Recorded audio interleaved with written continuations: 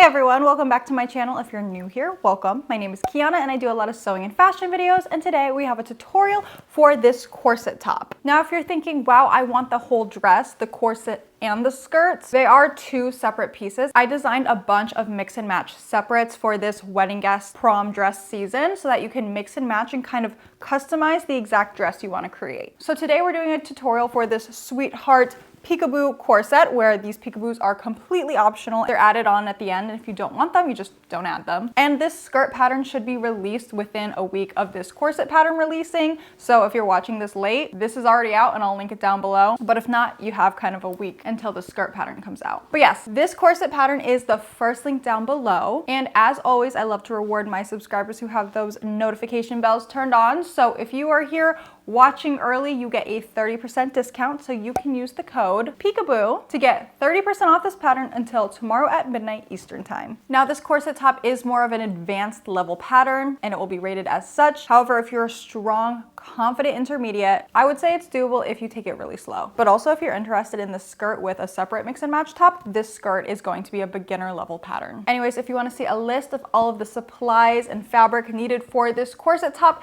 that is in the listing description of the pattern, which is the first link down below. And if you're interested in all of the equipment I'll be using throughout the video, that is in the video description down below. Anyways, without further ado, let's just get into the tutorial. All right, so step one is to print out your pattern at 100% scale, making sure you are using the corresponding file to your paper size. So for example, make sure you're using the letter size file if you're using letter size paper, 8.5 by 11 paper. Do not trim down or overlap your pieces of paper, just line them up edge to edge using the lettered and numbered diamonds, and then cut on the line that corresponds with the size you would like to create. Make sure you are reading your instruction pamphlet. This video is great as a reference for all of the sewing steps, but there is so much in your instruction pamphlet related to sizing and other details that you don't want to miss out on. All right, so step one is to interface the lining pieces of your corset. So I'm placing my fusible woven interfacing glue side down on the wrong side of the lining and just pressing that to fuse the interfacing with the lining. Do that for all of your pieces. Now, while we're applying interfacing to the lining, we can also interface the shell. However, the only pieces that are going to get interfaced on the shell are the center back lace-up panels. None of the other pieces for the shell are going to be interfaced. So here are all 4 center back lace-up panels, 2 for the lining, 2 for the shell, all interfaced. Now moving on to sewing. First, we're gonna sew the lining. The first pieces we're gonna sew together are those bust pieces with the center front bodice piece, placing them right sides together. Now something I wanna bring your attention to that's really important for this pattern, really any pattern that you choose to sew, but particularly for this pattern, make sure your stitch lines line up. So if you notice here, when I place these 2 pieces right sides together and I line up the raw edges, 1/2 inch from the raw edge where you're going to sew will not be lining up well if you accidentally line up the raw edges instead of the stitch lines. If you line up the pattern where the stitch line is, so 1/2 inch from the raw edge, the raw edges will not match up perfectly. This is okay. This is normal. You should be matching up the stitch lines, and then it should sew together perfectly. All right, so back to sewing. So yes, just sew this seam, and when you press the seam, you must press the seam allowance towards the bust piece. Very important, we're gonna use this to create a boning channel later. Even if you're choosing to not use boning for this corset though, you still must press the seam allowance towards the bust piece. Otherwise, it won't sew to the shell in a seamless manner. Now for those side bodice and side hip pieces, I'm going to fold those down and place them right sides together so that we can sew the waist lines. So again, the side bodice pieces, the side hip pieces, sew those right sides together, and then press the seam allowance here open. Now we're basically ready to sew all of those vertical seams in the corset, except for this seam that I just pointed to. So we can sew every other vertical seam with the pieces right sides together, except for the seam, again, that is highlighted on the screen. Do not sew this seam. Now, once we sew all of the other seams, the way in which we press the seam allowance is going to be very important. So we're gonna press the center seam open. We already pressed this bust seam towards the side. The next seam, we're gonna press towards the center. The next seam, the side seam, we are going to press open. The next seam, we are going to press towards the side. And for the last seam, we are going to press it open. Pause this video while you are pressing your seam allowance. You want to make sure you're pressing everything the right way because we're going to make boning channels with the seam allowance later. Basically, every single one of these seams is going to have some type of boning inserted into it. I want to introduce you guys to two boning options that you can use. I'm going to use a combination of plastic boning and spiral steel boning. Normally, I use plastic boning in all of my corsets because it's extremely affordable and easy to get your hands on. The problem that you might find with plastic boning is it isn't the best around curves. It's pretty stiff and it doesn't want to curve. So those like side center seams that are pretty curved, it's going to be a challenge to get that piece of boning to lay in there nicely. However, I wouldn't say that it's impossible, just not ideal. That's why spiral steel boning is great because it can bend around curves very easily while still providing support. So while it's not 100% necessary to use spiral steel, it will give the corset a very nice finish. But really it's not 100% necessary. I just wanted to call that out. I mean, for me, I'm going to use the plastic boning on almost every seam. I'm only going to use the spiral steel on the seams that are super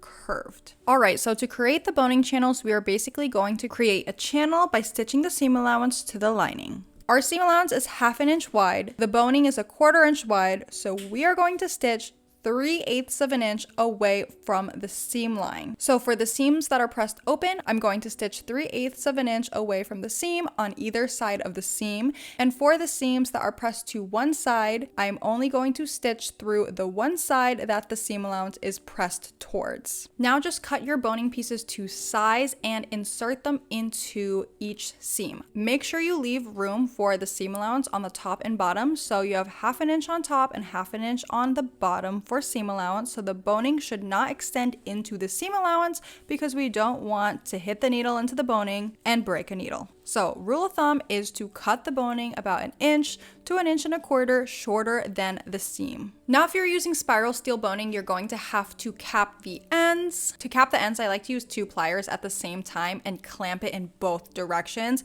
It is kind of a process. You do have to clamp really hard, but just keep clamping until the cap doesn't come off, and then you can insert it. So once you have boning inserted into all of the channels that you created, we can go ahead and sew the seam that we left earlier. Press that seam towards the sides and top stitch it to create yet another boning channel, and then just insert your boning. Now your lining is completely prepared. Now you're going to sew your shell pieces all right sides together, following the same order of operations that you did with the lining, but there will be no boning or boning channels in the shell, and you've already attached the interfacing to the center back lace-up panel pieces, so all you gotta do is sew the shell together. Once you've sewn both the shell and the lining, place them right sides together and pin along the neckline and along the center back edges. Make sure when you're pinning that the shell and lining seams are matching up along the neckline. But once you pin, you can go ahead and sew up one of the center back edges, pivot to sew along the neckline, and then pivot back down to sew along the other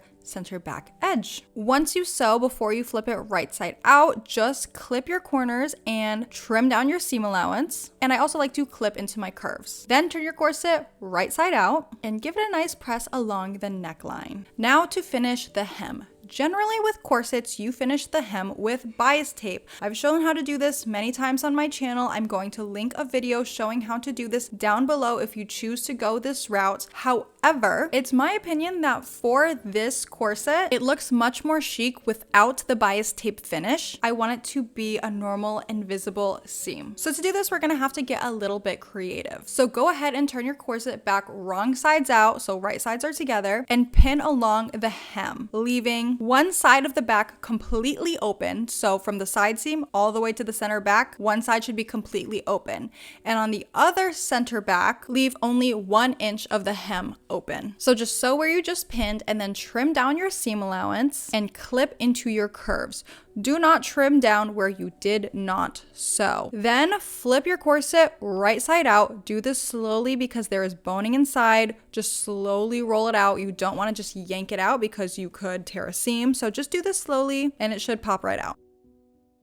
Now that it's turned right side out, give it a good press. And then we're gonna sew our last 2 boning channels on either side of the center back edge. So again, 3/8 of an inch away from the edge to create that boning channel. Start from the top at the neckline, go all the way down, but stop 1 inch away from the hem. Now that we've created our last 2 boning channels, you can go ahead and insert your boning, and you want to trim down that boning to be 1 inch shorter than the measurement of that seam. This is because we are now going to press under both the lining and the shell 1/2 inch where it is unsewn. Also, I want to point out that I clipped into the seam allowance. You can see all of those clips there. It just makes it easier to press up 1/2 inch. When you're making your clips, you don't want to clip all the way into the full 1/2 inch seam allowance because you could risk accidentally clipping too much. So I would keep it between 1/4 inch and 3/8 of an inch. Press it under 1/2 inch, and then we're going to hand sew this area closed. To hand sew the area closed, I'm gonna go under and come out through the hem of the shell, and I'm gonna pick up a little stitch directly under the point I just came out of, but now in the lining. Then I'm gonna pick up a little bit longer of a stitch just in the very edge of the shell hem, and then repeat the process. Now the needle's coming through the shell hem. I'm gonna pick up again a little stitch directly under where the needle just came out of, in the lining. Then again, pick up a little bit of a longer stitch in the shell hem. Again, go directly under, a little stitch in the lining, and just repeat that process until this seam is closed. And also don't forget about that other side of the hem. Remember, we left about 1 inch open on the other side, so close that up too. Now we are ready to put in our eyelets, and this part is pretty customizable. It's really up to you. I like to place my eyelets 1 inch apart. So for my particular size, that meant about 10 eyelets on each side. I do love doing an even number of eyelets on each side. That is just personal preference. A little bit later on, I'll show you the optional way to lace up your corset with the bunny loop method, which works really well with an even number of eyelets. I switch back and forth often between using 5mm versus 6mm wide eyelets. Those are just my favorite, but you can use smaller, you can use wider, really whatever you like. Also, depending on the eyelets that you choose to create, you will use different methods to insert it. Different eyelets come with different tools. So my favorite way to insert eyelets are pliers. I didn't have pliers that match these particular eyelets, so I had to use the tools that came with these eyelets. Finally, you're gonna lace up your corset. I like to use about 5 to 6 yards of ribbon or string when I lace up my corsets. And for this particular corset, I'm going to use the bunny loop method to lace it up. Again, you can lace up your corset however you like. It's really up to you. But for me, I'm going to start by taking the ribbon and coming out up through the first top holes and crossing my ribbon to then go down under through the next holes. And then I'm gonna cross my ribbons kind of underneath the corset and come back up through the next holes, cross again, and go down through the next hole. So going up, down, until I get to the eyelets that are around the waistline seam. So these 2 eyelets right here that are kind of straddling the waistline seam, I'm coming out through the top one, and then instead of crossing my ribbons, I'm gonna go directly down through the eyelets right underneath. Then just finish off the corset by crossing your ribbon again. And to tie off your ribbon, you're gonna take the 2 pieces of ribbon right next to each other, create a knot. I'm gonna create a second knot just so it doesn't slip through the eyelet. And then you're gonna pull all that excess through to the bunny loops. This allows you to put most of the tension when you are lacing up your corset at the waist where it's supposed to be. I also just think it's a little bit easier to lace up when you're by yourself because the knot at the end of the ribbon helps to make sure that the ribbon doesn't come unlaced. So again, lace up your corset however you like. This is just the method I chose to use this time. Now, if you are not doing the little peekaboo bust pieces, you can stop here and you are done with the corset. However, if you are, we are going to cut out those pattern pieces. Make sure you pay attention to the grain line for these pieces. It's very important. So again, I'm going to interface the lining. I'm going to place the lining and shell pieces right sides together, and I'm only going to sew along the tops of these pieces. So 1 seam right along the top curve. Then I'm going to use my pinking shears to both trim down my seam allowance while reducing the bulk with notches or the little triangles. You don't have to use pinking shears. You could just trim it down with your scissors to help reduce the bulk. Then go over to your iron and give it a good press so everything is right side out. Now go ahead and lace up your corset and put it on. This is really important because you are going to decide while your corset is on where you want the little peekaboo cups to go. This way, depending on the size of your bust, the shape of your bust, however much coverage you want, you can kind of customize it with it on your body. So just pin them in place exactly where you want them to be sewn. Now we are going to hand stitch these pieces in place. Now, before we hand stitch these pieces in place, we're gonna finish the unsewn edges of these peekaboo pieces however we really want. You can either serge them, you could apply binding to them with bias tape, or I did a little test for you guys for those who don't have a serger by just kind of using a lighter and melting the edges to see if that would work, and it did. Though this is something that would really only work with synthetic fibers because synthetic fibers melt to like polyester, which means that you do not need a serger at all to complete this entire corset. Now I'm going to show you how to hand stitch this in place. As you can see, I have already done so, but I'm going to use some contrasting thread to show you how I did it. Now remember that hand stitch we just did for the hem? We are basically going to do that same thing for this peekaboo. So first, come up through the underside of the peekaboo, and you're going to go into the corset lining, the lining only, not through the shell too, directly under where your needle just came out of. As I take a little stitch from the lining, I'm going to angle my needle up to come out through the peekaboo a couple millimeters over from where the last stitch came out through the peekaboo. Then again, I'm going to go directly under that, take up a little stitch from the lining, angle my needle up to come out again through the peekaboo a couple millimeters over from where the last stitch came out through the peekaboo, and then again go directly under that stitch through the lining. Make sure as you're sewing this that you're only sewing through the corset lining. You don't want to accidentally make your stitching shown through the shell of the corset. But after you complete this hand sewing, that was your last step, and your corset is now done.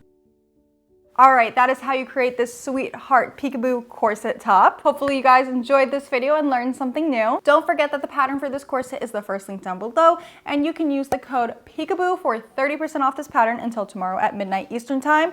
And don't forget to subscribe and turn on those notification bells so you don't miss out on pattern discounts in the future. Question of the day is, how would you style this corset top? With this gathered skirt, or do you imagine it with more of a bias cut silky skirt or a big ball gown skirt? Let me know. How will you be creating this? But yeah, if you like this video, feel free to give it a thumbs up because it's the easiest way to support your favorite creators for free. Also, feel free to follow me on Instagram and TikTok. My handle is Kiana Bonollo. And yeah, thanks so much for watching. I'll see you next time. Bye.